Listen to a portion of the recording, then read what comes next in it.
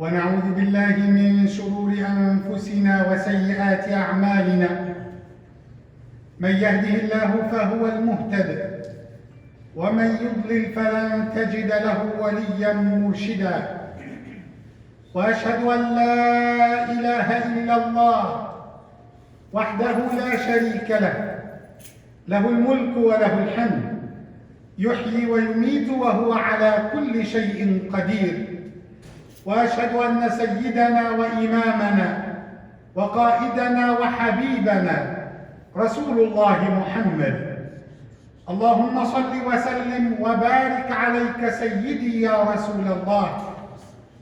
All praise is due to Allah subhanahu wa ta'ala, the master of the whole universe, the creator, the sustainer, the provider.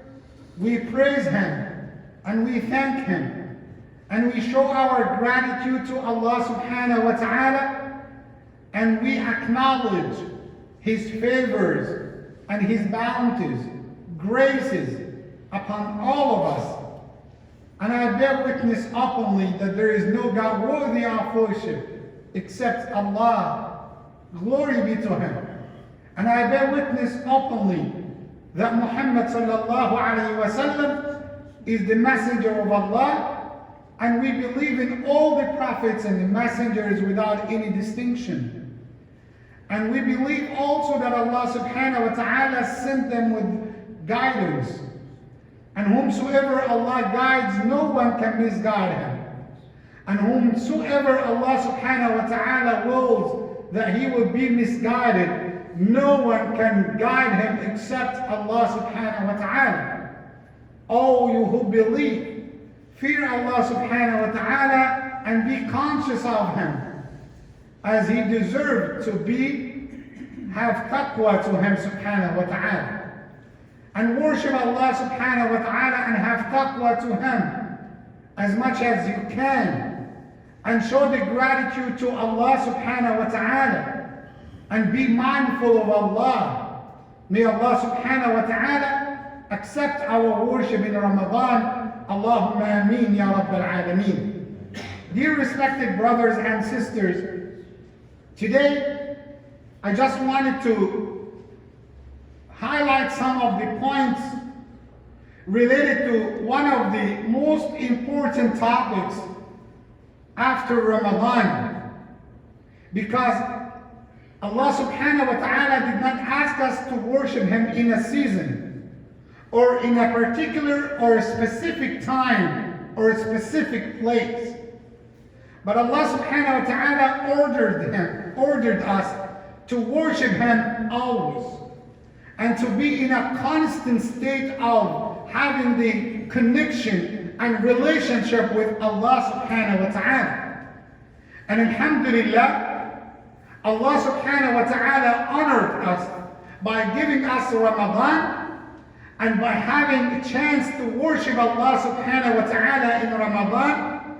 And you guys did something wonderful, and you did beautifully in the worship of Allah subhanahu wa ta'ala by fasting in Ramadan, by having the Taraweeh, by paying your zakat, by coming closer to Allah subhanahu wa ta'ala, by reciting Quran, by maintaining the good relationship with your kinship. So beautifully, wonderfully, you did well when it comes to the worship of Allah subhanahu wa ta'ala by seeking His pleasure, by seeking His forgiveness, by seeking Jannah.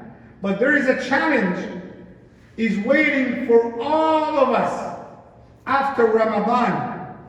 The big challenge, it comes after Ramadan, because while you are in the training, while you were in the training session, in the training course during Ramadan, Allah subhanahu wa ta'ala to keep you, have the training, while you have the peace of mind, Allah shut the shaitan and kept the shaitan away from you for 30 consecutive days. 30 days in a row, Allah subhanahu wa ta'ala made the shaitan away from you to keep you focused, to keep you concentrating in your training course. And you trained yourself. You charged your batteries. You upgraded your iman. You uplifted yourself. And now the shaitan is free. Could you imagine?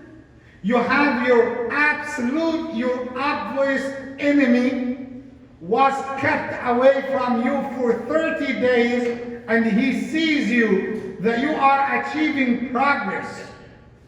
And now he is free. And he wanted to destroy you. He wanted to ruin all what you made in Ramadan. And if you do not believe that shaitan is your enemy, I need you to recite Quran. When Allah subhanahu wa ta'ala stated that clearly, when Allah said, إِنَّ الشَّيْطَانَ لَكُمْ عَدُوٌ فَاتَّخِذُوهُ عَدُوًّا. The shaitan is your clear enemy. Take him as enemy to you. So now you upgraded your iman. You charged your batteries in Ramadan. And you have the enemy was waiting for you. And now you feel tired after Ramadan and you want to get rest. And you say to yourself, you know what? I have good credit now in my records. And now I did too much to Allah subhanahu wa ta'ala, and I have to take time for myself. And that is what happens every single time after Ramadan. The majority of Muslims, the most number of Muslims, they are losing their iman, and the shaitan knocks them with one shot, with one hit. They come to the time that they lose their iman that they got in Ramadan very quickly. And why is that? Because they are not aware of the tactics of the shaitan. They did not study the strategy of the shaitan. And let me tell you, shaitan studies you. The shaitan studies you. Study everything related to your life. And don't forget that shaitan took your father, your forefathers away, your forefather and mother away from Jannah. Then he swore to Allah subhanahu wa ta'ala. And he said to Allah, I swear to you by yourself, by your majesty, that I will do 3 things to them. And these are the 3 tactics of the shaitan. Before I tell you about the strategy of the shaitan, I told you shaitan studies you. He studies each and every single one of us. He knows mostly everything about you. Allah said, إِنَّهُ يَرَاكُمْ مِنْ حَيْثُ لَا تَرَوْنَهُمْ. They see you, and you cannot see them. They know everything about you, individually. Mostly, they know about your day, when you wake up, and what's your weak point. They study your weaknesses. They study everything about your desires, about whims, about lusters, about your temptations. This is the shaitan. Shaitan knows your defenses, your offenses. Shaitan knows about yourself. When is the best time for you so you can commit sin? Shaitan studies your personality and tries to know more about you. How to let you fall in the sin. How to let you commit the sin. And shaitan knows how do you blame yourself and how quickly you go back to Allah subhanahu wa ta'ala. That's why you can consider this khutbah as part of the academic study. So I wanted you, as the shaitan studies you, I wanted you to study him too. I wanted you to know the tactics of the shaitan, so you will be aware of what he is doing for you. And I'm telling you this academic study so you can be ready, and you can have your armors, your shelters, you can have your defensive plan to get rid of the shaitan. That's your clear enemy. And if you do not believe the Quran, that's a big problem. Allah said, Inna shaytana lakum adu. Shaitan is your enemy. Who said that? Not me. Not even one of the companions. Allah, your creator, said shaitan is your enemy. Then Allah commanded you to consider him as enemy. Allah said, فَاتَّخِذُوهُ عَدُوًّا. Take him as enemy. So as your enemy studied you, you have to study your enemy. Put your plan. You did something wonderful in Ramadan, and the question is why people are losing their iman after Ramadan? Because simply they did not study their enemy. They wanted to know the tactics of the shaitan, the strategy of the shaitan. And let me go to the point very quickly, because the time is the essence here. The shaitan, after Allah cursed him, and after he talked with Allah subhanahu wa ta'ala, he said to Allah, he swore to Allah, he said, Oh Allah, I will do 3 things to them so they would be misguided, they would be misleaded. Number 1, he said, and the 3 tactics are mentioned in chapter number 4, Surah An-Nisa, verse number 119. Chapter number 4, verse number 119. He said to Allah, O Allah, وَلَأُضِلَّنَّهُمْ وَلَأُمَنِّيَنَّهُمْ وَلَآمُرَنَّهُمْ. 3 steps, 3 layers. The first one, that I'm going to misguide them. I'm going to whisper to them. I'm going to mislead them. I'm going to try them to get confused, not to get focused on their ibadah. So that's the first step. That what is the shaitan is doing with most of all of people. That is the first layer. So he whispers, and when he whispers, you will be misguided, you will be lazy to pray, you will feel, that no need now to pray Maghrib on time. I can delay Isha a little bit, and no problem, maybe I will wake up for Fajr, I will try, but I will watch this movie, and I will try to make wudu, then I pray Isha before I sleep. So he whispers to you, so you will delay Salah, you will do something, and you will be misguided. And that's the first step, which is waswasa, the whisper of the shaitan to your ears. And if you responded positively, if you followed his way, he will take you to the second step, which is another layer. As he said, وَلَا أُمَنِّيَنَّهُمْ. I will give them false hope.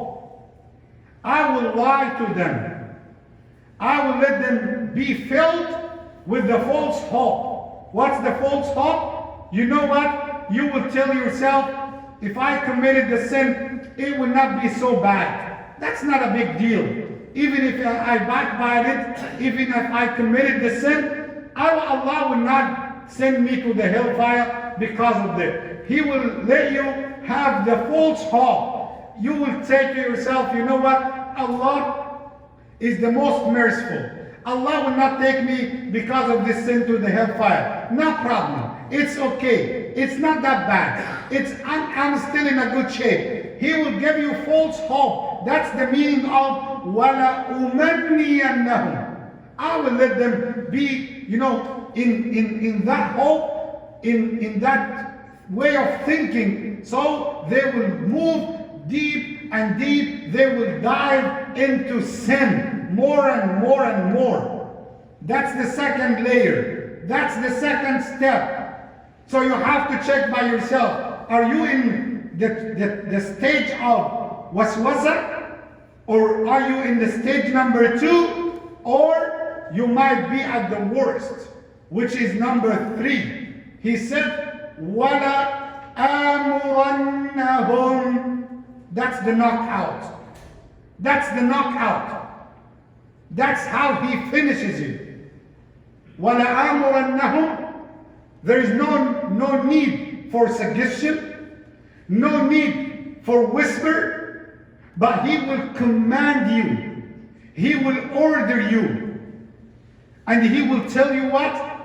You must do this, otherwise you will not survive. You must do this sin, otherwise you cannot live. And that means the shaitan will take you to another layer. You will not be only whispered by the shaitan or misguided by the shaitan. No. You will not be only trapped by the shaitan. No. You will take your orders directly from the shaitan.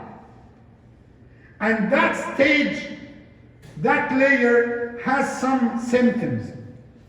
The symptoms of this, that the person will not care about the sin. You will tell him, brother, you know what? You are not fasting in Ramadan. He will tell you, you know what? I don't care. When you see somebody, he's always saying about committing the sin, that I do not care, that means he is in the third level with the shaitan. He is one of the followers of the shaitan. Now the shaitan giving him the order. And the shaitan will tell you about your desires. You will be governed. You will be ordered. You actually will worship your desires.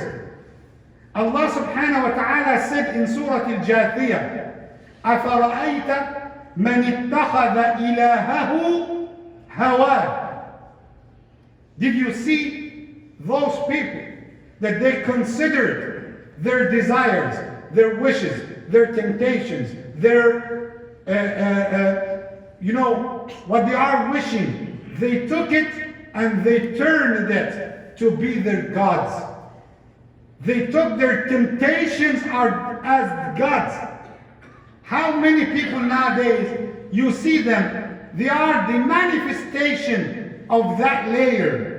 Whatever his desire, his luster, his whims tells him, he follows. He does not care about anything. All what I need, I just wanted to fulfill my desires. Whether it's halal or haram, it does not matter. No problem. So now, Allah said they replaced Allah as God with other gods. Their temptations, their desires, their whims. Then Allah said, وَأَضَلَّهُ اللَّهُ عَلَىٰ عِلْمٍ. And when they reached to that level, Allah allowed them to be misguided because they considered gods other than Allah. So there is no need for them. Now Allah allowed them to be misguided even if they have knowledge. Allah said, أَضَلَّهُ اللَّهُ عَلَىٰ عِلْمٍ. He had the knowledge, and despite of that, Allah allowed him to be misguided. And why is that? You could ask yourself. He had the knowledge. Remember, we have two elements to be a good Muslim. Number one is the knowledge. But knowledge has to take you to another layer. which is guidance. Guidance. How many people, they have the knowledge here, not here. They say Allahu Akbar from here, not from here. How many people are praying, but it's just a lip service, not from their hearts. So be aware of these symptoms. I'm telling you the plan of the shaitan, the tactics of the shaitan, so you will be alerted, you will be aware after Ramadan not to lose your iman. So number 3, you will be ordered, you will be commanded by the shaitan. Let me give you quickly review before I tell you your defensive plan. How are you going to attack the shaitan before shaitan attacks you? What are you going to do with the shaitan if the shaitan wanted to whisper to you? Number 1, the 3 tactics of the shaitan. Whisper, which will lead you to be misguided. Number 2, he gives you false hope. Number 3, he will take you to another layer when he starts to order you, to command you to commit the sin. These are the 3 steps. So how I'm going to react, how I'm going to respond. You will have 2 weapons, 2 shelters, 2 armors. The 2 weapons I will mention to you inshallah in the second or the next khutbah. May Allah subhanahu wa ta'ala forgive our sins. And may Allah subhanahu wa ta'ala protect us from the shaitan. Allahumma ameen. أقول ما تسمعون وأستغفر الله العلي العظيم لي ولكم من كل ذنب فاستغفروه إنه هو الغفور الرحيم.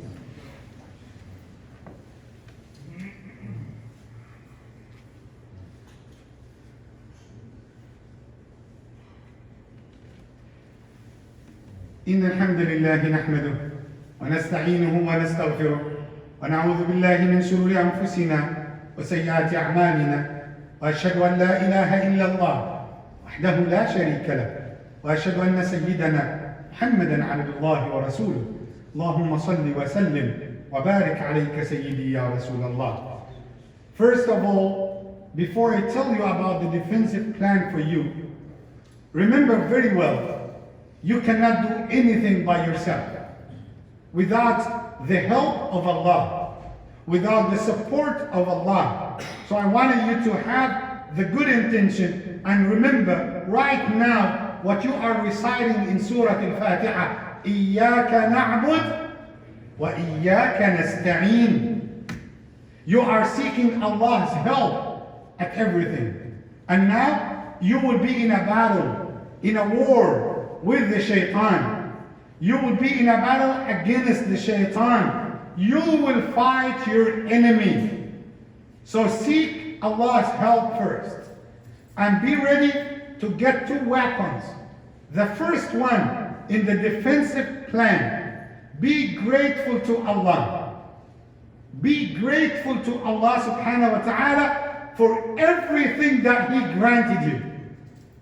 Because one of the secrets and one of the keys, one of the traps of the shaitan, that shaitan let you think every day about everything that Allah did not give you. He will let you only focus on the things that you do not have, not the things that you already have. So imagine in your life, we have a list of 100 items. How many of them you have in your life? How many? Let's say 96, 95. But you are missing only 5. You have good wife, nice children, good job, nice car, you have iman, you have masjid, you have salah, you have zakah, you have Quran, you have stability, security, safety, you are in a good health. You wanted me to count more. You know, you have lots of good things. So if I'm telling you like 95 of the list, but you are just missing 5 things. Let's say 5 things. I don't think even 5, 2, 3. The shaitan let you focus on why I'm missing 5. I need more. I just wanted more. And the shaitan will let you say, oh Allah, I deserve more. I wanted more. That's my right. I deserve more. You know what? The minute that you start saying to Allah, I deserve more, the minute that you will start being in the 3rd layer with the shaitan. Because you know what? When Allah created Adam and commanded Iblis, the devil, to prostrate out of respect to him, he said, why did you create him? I am better than him. I deserve more. So that was the way of shaitan. He said to Allah, I deserve to be honored instead of him. So if you wanted to get your weapon, the first thing, be grateful of Allah for everything that He did for you. Show the gratitude to Allah. And remember the blessings of Allah that He granted you. Now you are listening to me. Now you are watching me. Now you can sit in the masjid. How many people died because of the corona? How many people are struggling with their breath now in the hospitals? How many people are trying to do their best so they can have another kidney, another part of the liver? How many people are struggling? How many people are being killed, are being oppressed, shedding their blood because of the dictators, because of the oppressors? How many people are sitting in the shelter, in open place, in open area? How many people are struggling just to get a sip of clean water? Remember, the first weapon is to be grateful to Allah. Number 2, you strived and you did well in Ramadan to get what? To get taqwa. Taqwa is your main weapon to attack the shaitan. That's why Allah trained you for 30 days. So you get taqwa, and when the shaitan is free, you will have your weapon so you can defeat the shaitan. Taqwa is your weapon. How to use that weapon is to feel the consciousness of Allah and do not respond to the shaitan. You know one of the tricks of the shaitan during the time of Eid, especially the first day of Eid, that shaitan lets you fill in the sin directly after Salat al-Eid. So you will lose your confidence, your trust in Allah, and you will say to yourself, you know what? There is no hope, no chance. I'm so bad. I'm so bad. The taqwa will protect you, and you will say to yourself, no problem. Even if I committed a sin, I will repent. And Allah is Al-Kareem. He will accept my repentance. But do not let the shaitan play with your mind.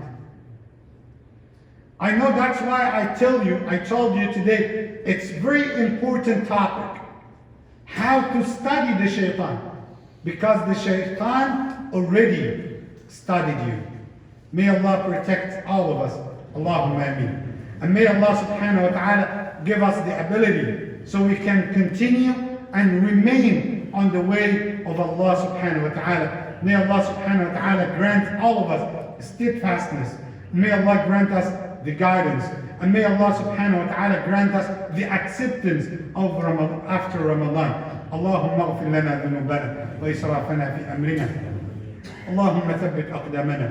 اللهم تقبل طاعتنا في رمضان.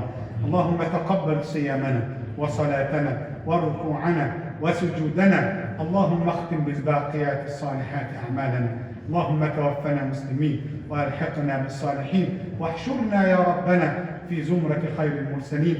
أقول قولي هذا وأستغفر الله لي ولكم وأقم الصلاة. قوموا إلى صلاتكم يرحمكم الله.